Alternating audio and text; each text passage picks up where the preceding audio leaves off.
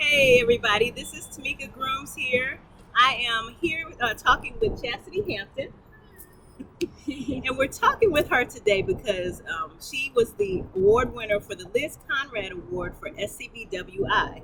And yes. And that's a big thing because the Liz Conrad Award is basically awarded to an illustrator of promise and who's doing the work and who is a great example of illustrators working in their field, and is sponsored by the Southern Breeze Region of SCBWI in honor of Liz Conrad, who is an illustrator that was a part of our region that's not with us anymore.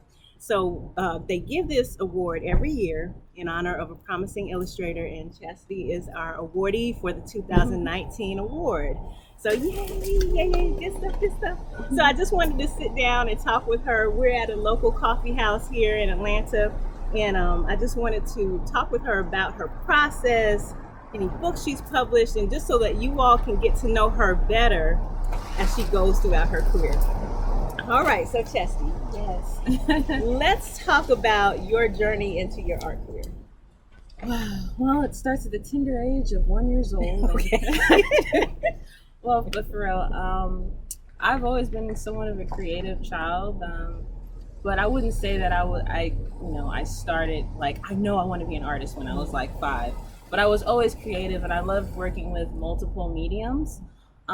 It wasn't until I was really in high school, my older sister, she was the artist, if you would like to say, in the family. And she would have all these old drawings that I found one time in her closet. And I was like, I want to draw just like her. And I stumbled across one of her books, and it was drawing on the right side of the brain. And it just like changed my whole perspective, because one of the exercises, it wanted you to draw a picture upside down. Mm-hmm. And supposedly you draw better when you are visualizing whatever your subject matter in a different point of view. By doing that exercise, I drew better than I've ever drawn in my entire life. So it just like opened the possibilities, like maybe I can be an artist too. So I started actually dabbling, not so much in traditional media with drawing, but claymations. I used to make like little animations with clay, with paper when I was in high school. And then it kind of bridged into me working with Photoshop and doing manipulations. And then I went to college and got a degree in chemistry. Okay, so we are kindred spirits. I have an engineering degree in civil engineering, wow. But my passion really is in the arts. So yeah. So you got a chemistry degree, okay. Right? Uh-huh. And while in school, I was really big on like tutoring and working with other students that were in the program with me, and we all would have study groups. And I always found that I would always sketch and draw out whatever my ideas were. Like, my secret passion was always to be in the field of the arts. Like, I was real big into animation and doing that, as with doing the claymations in high school. I really wanted to do animations, and I was like, it'd be cool to do cartoons. But at that time, I wouldn't say that my skills were to my standards of, when you're an artist, you immediately want your skills to be amazing. You want to be Picasso as soon as you start out. And I was like, okay, I obviously have to perfect my craft here. So I got real big into traditional media with markers and painting and watercolor, and then started going back to my first love, which was digital. So I actually transitioned from just doing photoshopping like images into, I can actually take this pen and like draw things. And after I graduated college, I started building my presence on Instagram, just sharing, and I got a lot of positive feedback with that. And it was just little by little, kind of creating this non-traditional route of, an illustration career, if you would have to say. And then I started to teach science in high school.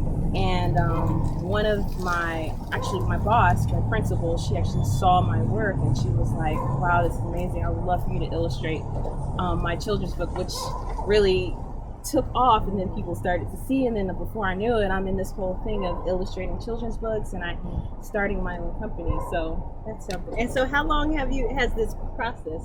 The process from very beginning of like, I know that I wanted to draw, I would say about altogether maybe 8 to 9 years of just you fumble around in the beginning, and then really finding like, okay, this is definitely my purpose here, and things just aligning, and even applying to this opportunity, this scholarship was a leap of faith. I'm like, okay, just another confirmation that I know that I'm on my path.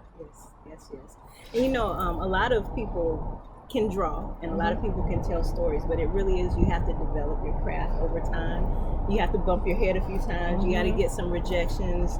You got to really find your way and build your confidence as an artist or a writer or whatever that is that you do. You have to build your confidence so that you can put yourself out there in the world, and then that's what people are attracted to. Definitely. And I'm still learning. Like, there's so much talent, and a lot of times now, because I have a little bit more of a following than I did before, people reach out to me and they're like, how do you become an illustrator? Like, how do you do that? And I'm just thinking, I'm like, I'm still trying to make sure am I an illustrator? Like, you know, I'm like, really, it's just, I feel like the type of person I am, and the advice that I have to other people who are interested in illustrating is like, I feel like you're an illustrator as soon as you claim it.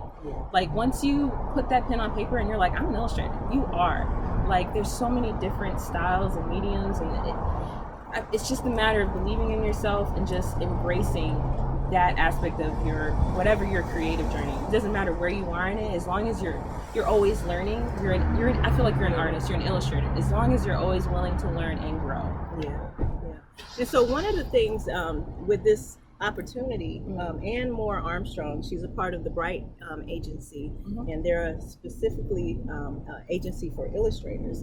And so the big thing about you taking that leap of faith to apply is that even if you don't win, even if you don't get the award, your work is seen by somebody in the industry that has the potential to influence your career. May not be now, it could be 5 years from now.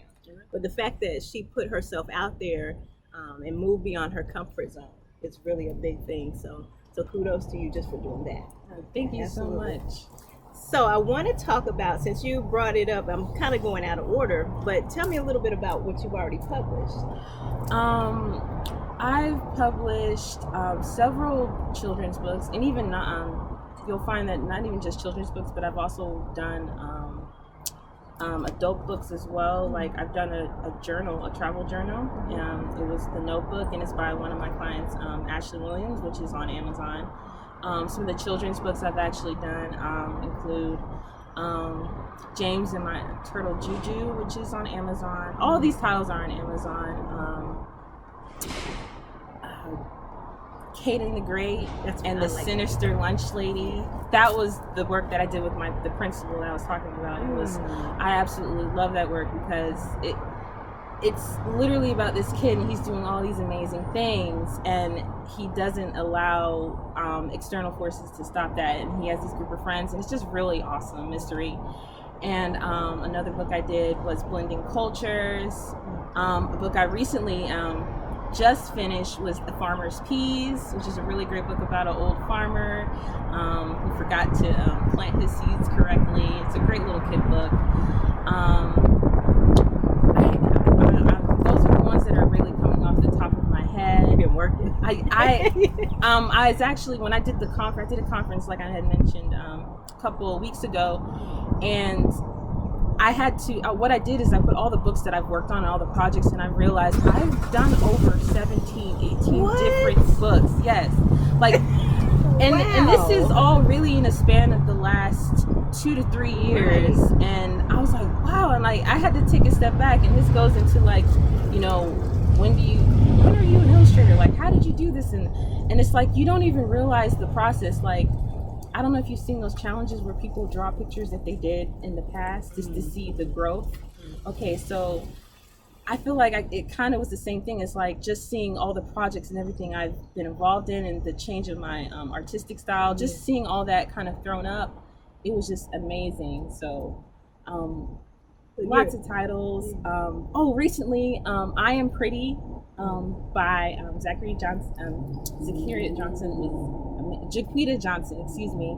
Awesome book on Amazon now. It's getting a lot of great feedback. Just tons of titles.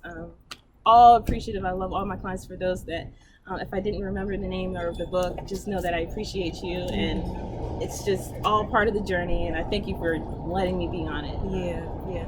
So basically, you're an illustrator when you illustrate. Yes. So you don't have to wait for somebody else to give you the title. Just Right. do the work. Is what it comes down to. So we talked about your journey a little bit, and also the books that you published. Let's move on to maybe your process. Do you have a process? Like, how do you get into the flow of creating? Do you have a certain space that you work in? So anything you want to share? I would say whenever a project is brought to my attention or something's very interesting, I get a manuscript. The first step is always just like meditation and just thinking. I like to usually what I do before I even like start sketching is like meditating, thinking about like how do I envision the text. So I'll actually go to like bookstores and I'll just sit in the children's book section. Like I've had clerks come over and like, what are you doing? Absorbing the energy. It's like they see this grown adult with all these children's books all around them, and it's like I love children's books, and it's just like I love getting inspiration from other illustrators, like just seeing their perspective, because you kind of have to put yourself in the mind of a child because they're the one that's going to read the book. So I go to that headspace and I just get inspired, and I'm like, oh yes, that gives me an idea, like of the layout or the cover, and then after that I'll go home. I'll either start out with like a sketchbook, just sketch out ideas. Everything kind of loose. Nothing's really great at this point. We're talking stick figures, guys.